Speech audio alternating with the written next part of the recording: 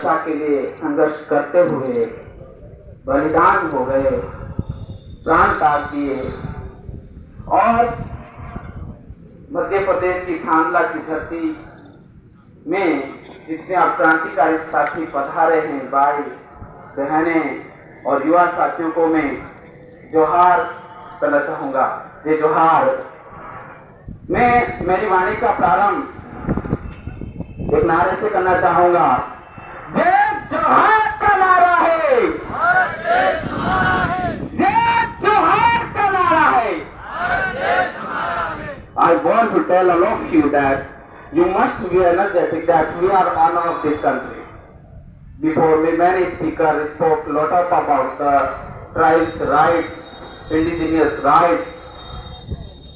मेरे से पहले कई वक्ताओं ने हम आदिवासी समुदाय के संविधान विशेषाधिकारों के बारे में बात करी। आदिवासी समुदाय के साथ हो रहे अन्याय शोषण के विषय में बात रखी। मैं उन्हीं बातों को आगे बढ़ाते हुए बात प्रारंभ करना चाहूंगा। आज हमें जो विशेषाधिकार मिले हैं, 5वीं अनुसूची जिसको हम कहते हैं, 5वीं अनुसूची हमको किसने दी? फर्स्ट क्वेश्चन कि ये जो 5वीं अनुसूची है, ये 5वीं अनुसूची विशेषकर आदिवासियों की सुरक्षा के लिए भारत के संविधान में प्रावधान किया गया है। लेकिन ये 5वीं अनुसूची के लिए किसने संघर्ष किया? ये किसी के बदौलत हुई है। तो आप पता करोगे और पता चलेगा, जानकारी मिलेगी कि 5वीं अनुसूची के पीछे हमारे पूर्वजों ने संघर्ष किया। 1854 से 1874 तक संथाल विद्रोह चला और 20 सालों के दौरान 35,000 आदिवासी मारे गए और आखिरकार अंग्रेजों ने हमारे सामने हथियार रख दिए और उसके परिणाम स्वरूप हमें 5वीं अनुसूची मिली है। तो आज हमारे समाज को जो विशेषाधिकार मिले हैं, वो हमारे समुदाय के संघर्ष के बदौलत मिले हैं। तो मैं साथियों ये कहना चाहूंगा कि अगर हमें अभी भी कुछ चाहिए है तो मांगने से काम नहीं चलेगा, उसके लिए हमें लड़ना होगा और लड़ने से हमें अधिकार मिलेगा। We have to fight. We have to fight. We do not have to demand from the government.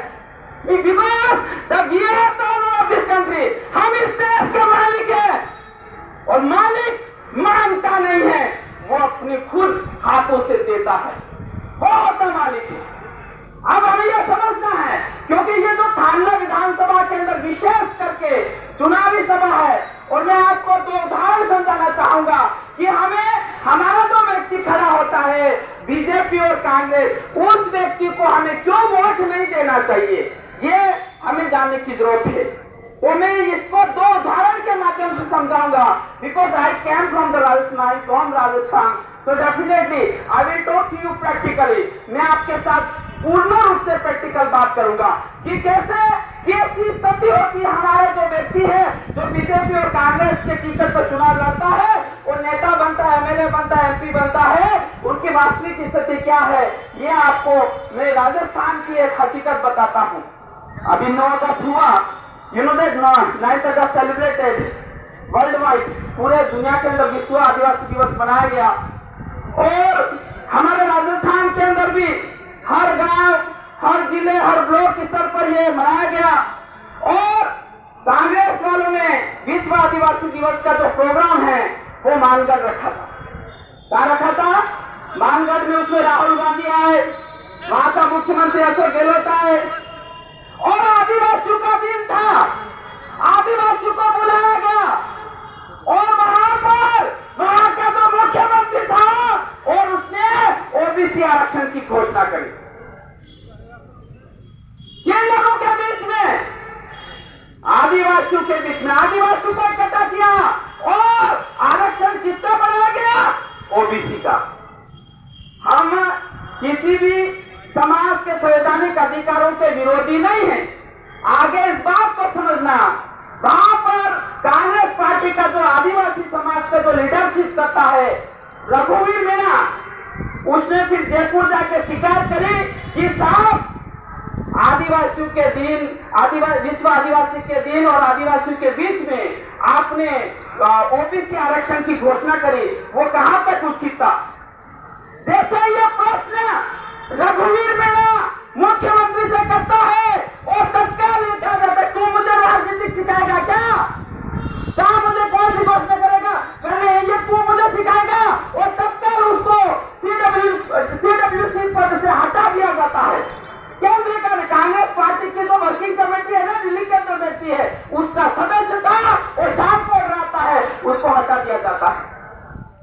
यानी कि हमारा जो व्यक्ति है, हमारा जो नेता है, जिसको हम मानते हैं कि नेता हमारा है, we have voted, I have voted and he belongs to my community, लेकिन उसको बोलने की भी अधिकार नहीं है। हमारे नेता को गैर आदिवासी पार्टियों में बोलने का भी अधिकार नहीं है। अधिकार मांगने चले हो, न्याय मांगने चले हो, स्वतंत्रता मांगने चले, किन लोगों के सामने है? जो तानाशाह लोग हैं, जो हमारे जो व्यक्ति है उसको सुनना पसंद नहीं करते। बात कांग्रेस की नहीं, आप यू में भी thinking about that Congress has done wrong, but same condition in the BJP party. You know that आप सोच रहे होंगे बीजेपी पार्टी अच्छी होगी, लेकिन बीजेपी पार्टी के भी ऐसे ही कारनामे हैं। फिर मैं बीजेपी पार्टी का जो उदाहरण है वो राजस्थान का देना चाहूंगा। 2016 के अंदर राजस्थान के अंदर बीजेपी पार्टी की सरकार थी, वसुंधरा राजे वहां की मुख्यमंत्री थी। प्रतापगढ़ सुना ना आपने? प्रतापगढ़ जिले का एक मंत्री था नंदलाल मीणा, कैबिनेट मंत्री था। तो हमने डूंगरपुर भील प्रदेश विद्यार्थी मोर्चा से हमारा पहला president, college president Umesh ji Damor जीत गए। पहला कॉलेज प्रेसिडेंट भील प्रदेश विद्यार्थी मोर्चा बीपीएन के बैनर तले पहला अगर प्रेसिडेंट जीता था तो उमेश डामोर। तो उन्होंने विचार किया कि क्यों नहीं हमारे छात्र संघ कार्यालय के उद्घाटन के अवसर पर, शपथ ग्रहण समारोह के अवसर पर हम राजस्थान सरकार के जो कैबिनेट मंत्री है, जो हमारे समाज से हैं, जो कदवार नेता है, उनके हाथों से, उनके कर कमरों से किया जाए। उनको बुलाया गया, नंदलाल मीणा डूंगरपुर गए, सबसे बड़ा कॉलेज वहां गए और उन्होंने छात्र संघ कार्यालय का उद्घाटन किया और मीडिया से बातचीत, मीडिया ने सवाल किया कि ये भील प्रदेश विद्यार्थी मोर्चा को आप समर्थन क्यों कर रहे हो? तो नंदलाल मीणा ने कहा कि आदिवासियों को अभी तक उनको राज्य नहीं मिला है, आदिवासियों के लिए भील प्रदेश राज्य बनना चाहिए, यह बात उन्होंने कही। लेकिन जब ये बात मीडिया के माध्यम से, समाचार के माध्यम से जयपुर में पहुंचती है, मुख्यमंत्री को पता चलता है और दूसरे ही दिन नंदलाल मीणा को कैबिनेट मिनिस्टर से हटा दिया जाता है। दूसरे ही दिन उसको कैबिनेट मिनिस्टर से हटा दिया जाता है। आप बताओ, क्या हमको असली में आजादी मिली है क्या?